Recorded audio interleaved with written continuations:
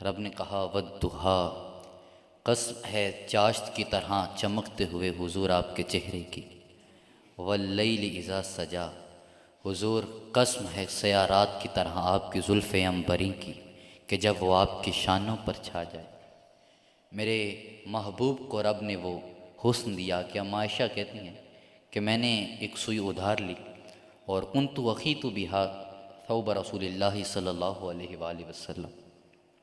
میں اس سے بیٹھی حضور کے کپڑوں کو سی رہی تھی، فسقطت، مجھ سے وہ سوئی گم گئی، فطلبتها فلم اقدر علیہا، میں نے اس کو ڈھونڈا پر مجھے وہ ڈھونڈنے سے ملی نہیں،